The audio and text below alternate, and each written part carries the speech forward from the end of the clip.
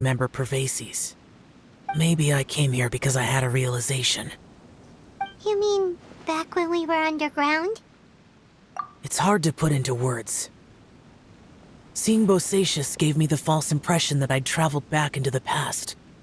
You could dress up the Yaksha's life and call us valiant warriors, veterans of war.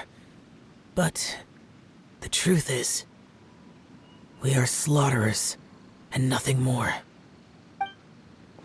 For Bosacius, perhaps dying in the heat of a great battle was no tragedy. And perhaps the same is true for me. After living so long, to die in the act of saving others would not have been a terrible thing.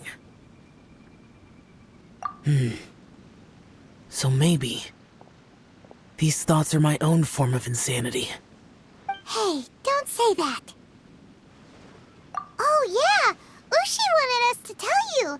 It's very important. Ushi said he has the power to exorcise demons, so people use him to fend them off. But after he met Ito, he's never left his side. He also said that he doesn't have any grand philosophies. He just thinks we should spend our lives around the people who make us happiest. Maybe there aren't so many rules about how we should or shouldn't live our lives in this world after all. So he hopes you can come to understand that even though the power of a Yaksha may be harmful to other people, it doesn't mean you shouldn't hang out with them. Yep, like people with visions. They have more resistance against your power, right? And... Well, anyway, there's loads of people out there who really care about you.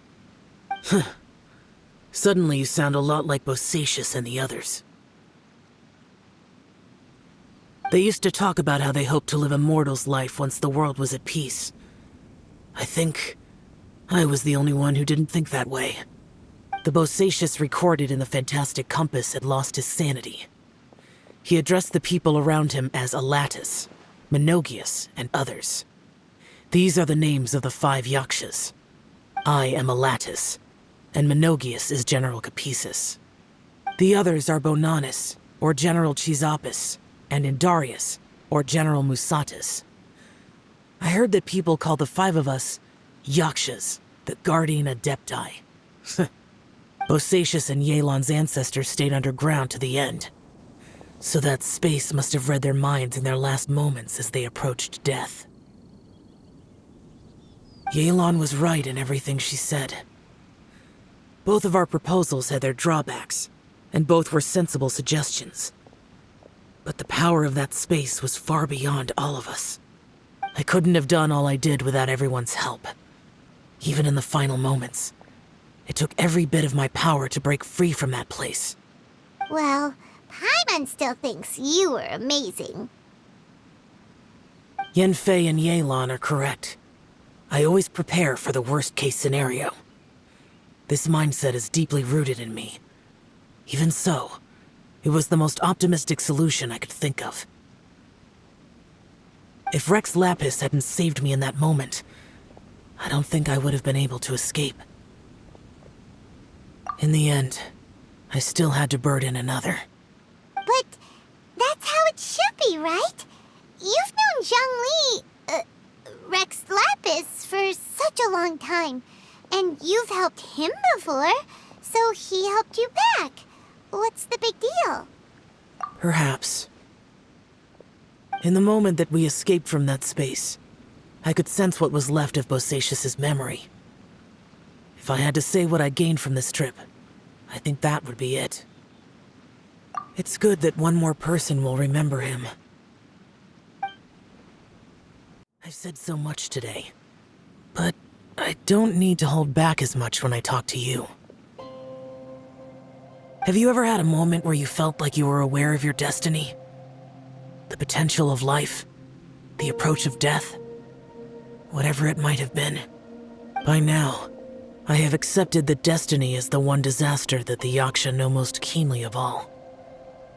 We are destined to misery. And yet, we have no fear. Xiao. It matters not.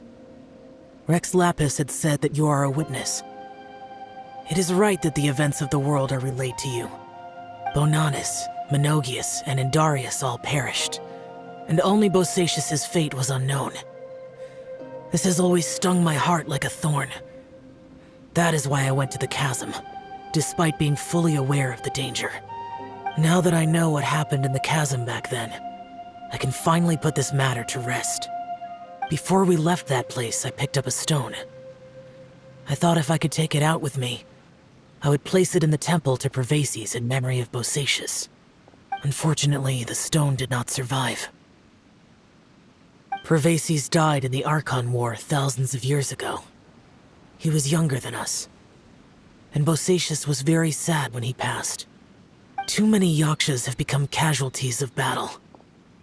We are like a flock of birds, scattered to the four corners of the world. And in the end, as Bonanis said, it's rare for a Yaksha to find repose for their soul. Bosacius, Boyang, and all those soldiers. Heroes. I like that word. Maybe the world will never be free of disaster. But there is good in the world, too. Even the darkest hearts have room for those they cherish. I accept your advice. From this day on, heroes will always look out for each other.